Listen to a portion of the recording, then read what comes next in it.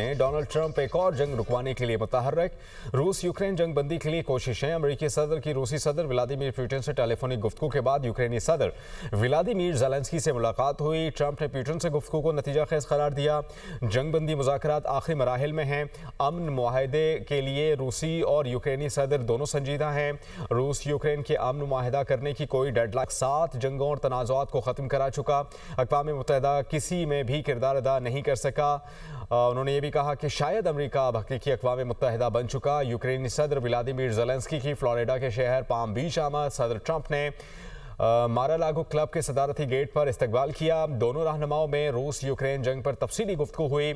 यूक्रेनी सदर का मुलाकात में अमन मुआहदे से मुताल्लिक तबादला ख्याल। नाज़रीन, इसराइल का सोमाली लैंड को तस्लीम करने का इकदाम। इसराइली इकदाम पर अक़वाम मुत्तहिदा की सलामती काउंसिल का हंगामी इजलास तलब कर लिया। सोमालिया की दरख्वास्त पर सलामती काउंसिल का हंगामी इजलास आज तलब किया गया है, जिस पर इस मामले पर बात की जाएगी। इसराइल का सोमाली लैंड को तस्लीम करने का इकदाम। इसराइली इकदाम पर अक़वाम मुत्तहिदा की सलामती काउंसिल का हंगामी इजलास भी तलब कर लिया गया। सोमालिया की दरख्वास्त पर सलामती काउंसिल का हंगामी इजलास बुलाया गया है, जो कि आज मुनक़िद किया जाएगा और इस सारे मामले पर गुफ्तगू की जाएगी।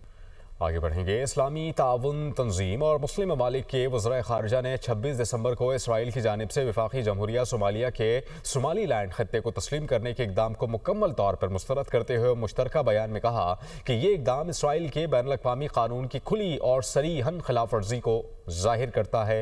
इस्लामाबाद से ये खुसूसी रिपोर्ट।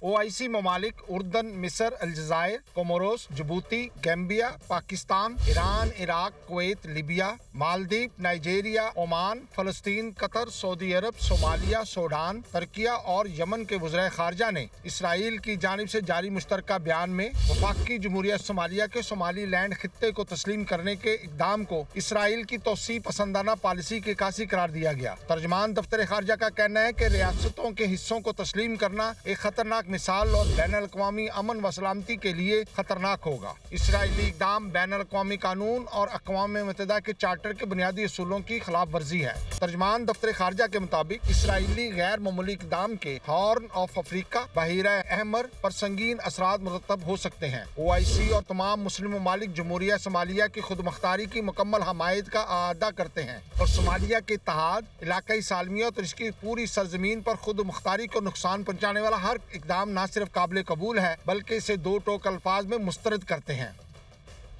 आगे बढ़ते हुए खबर आपको दें। धुंध के बायस मोटरवेज को मुतादिद मकामात से ट्रैफिक के लिए बंद कर दिया गया। M2 को लाहौर से कोट मोमिन तक बड़ी गाड़ियों के लिए बंद कर दिया गया है। इसके अलावा M3 फैसपुर से जड़ावाला, M4 पिंडी भटियां से अब्दुल हकीम तक हर किस्म के ट्रैफिक के लिए बंद। लाहौर से आलकोट मोटरवे को भी धुंध के बायस बंद कर दिया गया। तफसीलात बता रहे हैं हमारे नुमाइंदे यासिन मलिक। यासिन, अपडेट कीजिएगा इस मामले पर।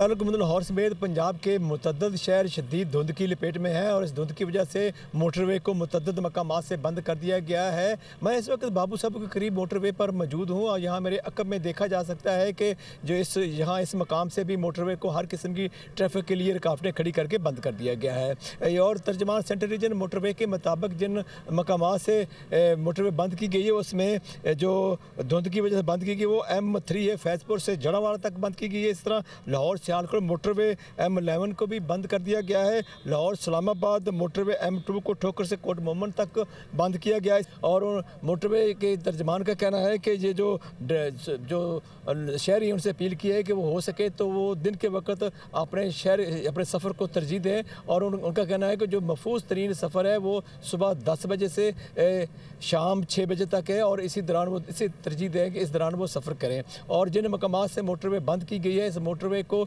कल सुबह जब रोशनी बेहतर होगी तो उस वक्त ही खोला जाएगा। जी, welcome back. Chairman Peoples Party Bilawal Bhutto Zardari ने कहा कि किसने लंबी इनिंग्स खेलनी है फैसला आवाम करेंगे। एक सियासी जमात मुल्क के मसाइल हल नहीं कर सकती। सियासत में हमारे बड़ों को सोचना चाहिए कि क्या इकदाम उठाएं।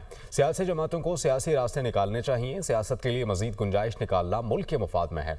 अपोजिशन भी जिम्मेदारी का मुजाहरा करे। पाकिस्तान तहरीक इंसाफ के साथ कुछ हुआ ही नहीं। PTI सियासत को सियासी दायरे में लेकर आए। वो लाड़काना में मीडिया से बात कर रहे थे। भी इनिंग्स की बात है, ये तो अवाम फैसले करेंगे। अवाम फैसले करेंगे कि कौन लंबी इनिंग्स खेलेंगे या नहीं खेलेंगे और कौन से कॉम्बिनेशंस खेलेंगे। मैं समझता हूँ कल मैंने अपने तकरीर में भी कहा कि सियासी जमातों को सियासी रास्ते निकालने चाहिए।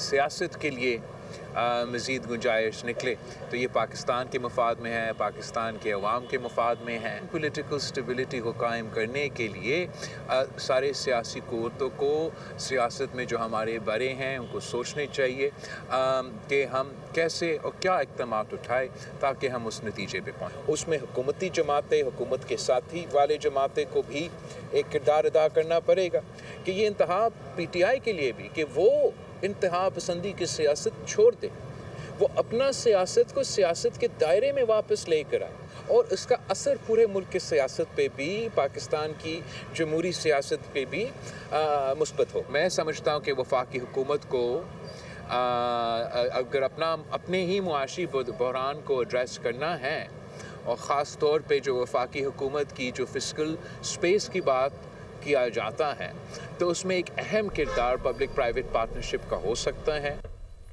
वज़ीर-ए-आज़म शहबाज शरीफ ने मुज़फ़्फ़राबाद में Kashmir institute of nuclear medicine, oncology and radiology का इफ्तिताह कर दिया। बोले, दुखी इंसानियत की खिदमत से बढ़कर और कुछ नहीं। मैं ख़ुद भी कैंसर जैसी मोज़ी वरस का शिकार रहा। अंदाज़ा है कि वसाइल से महरूम अफराद के लिए कैंसर का इलाज कितना मुश्किल है। शानदार इदारे का इफ्तिताह मेरे लिए एजाज़ है। कैंसर अस्पताल से मकामी अफराद को दीगर शहरों में जाने की ज़रूरत नहीं पड़ेगी। It's really a great honor to be here to inaugurate this wonderful facility established for suffering humanity, and they are in thousands.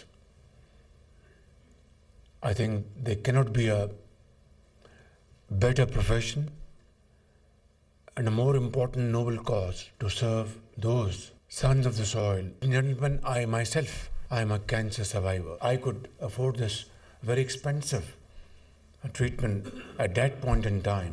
This is now more than 20 years ago. Imagine the plight of the common man in this country. There cannot be a bigger service to suffering humanity than treating those patients who are at the edge of their life because of this threatening disease. Therefore, I'd like to comment your great efforts and like to encourage you to do more. Take faster steps and control and arrest this disease as best as possible through your innovative, outstanding efforts. रहनुमा MQM Mustafa कमाल ने इल्ज़ाम लगाते हुए कहा कि इमरान फारूक को बानी MQM ने कत्ल कराया। बानी ने नशे में धुत होकर कत्ल का हुक्म दिया। हमारे पास कत्ल के शवाहिद मौजूद हैं।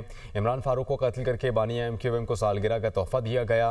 बानी MQM कौम का मुजरिम और गद्दार है। इमरान फारूक को अल्ताफ हुसैन ने मारा है, मरवाया है, नशे में धुत। यहां किसी को फोन किया कि तुम्हारे कायद को परेशान करता है, उन्होंने प्लान कर लिया और प्लान करके जाकर इमरान फारूक को मार दिया। सारी डिटेल है हमारे पास। हाँ, और किस दिन मारा? जिस दिन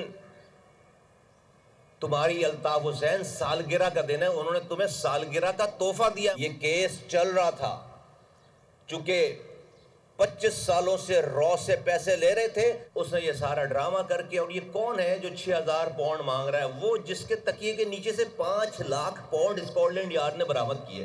तकिए के नीचे से, गद्दे के नीचे। भाई पकड़े गए ना। 6000 दरहम, 6000 पाउंड नहीं थे। खामोशी से उसकी बीवी की अगर किसी ने कह भी दिया था, और उससे तो कहा भी नहीं था। अब वो लाश लेकर ड्रामा शुरू हो गया। बलूचिस्तान के ज़िला कलात में सिक्योरिटी फोर्सेस का इंटेलिजेंस बेस्ड ऑपरेशन, शदीद फायरिंग के तबादले में 4 भारतीय हिमायत याफ्ता दहशतगर्द मारे गए। कार्रवाई फितनाल हिंदुस्तान के दहशतगर्दों की मौजूदगी की इतला पर की गई। दहशतगर्दों से असलहा, गोला बारूद बरामद हुआ। दहशतगर्द इलाके में दहशतगर्दी की मुतादिद कार्रवाइयों में मुलव्वस थे। इलाके में मज़ीद मुमकिना दहशतगर्दों के खात्मे के लिए सैनिटाइजेशन ऑपरेशन जारी। मुल्क से गैर मुल्की हिमायत याफ्ता दहशतगर्दी का मुकम्मल खात्मा किया जाएगा। ISPR खबर आपको दे रहे हैं बलूचिस्तान से, जहां पर ज़िला कलात में सिक्योरिटी फोर्सेस की जानिब से इंटेलिजेंस बेस्ड ऑपरेशन किया गया। शदीद फायरिंग के तबादले में 4 भारतीय हिमायत याफ्ता दहशतगर्द जहन्नुम वासिल कर दिए गए।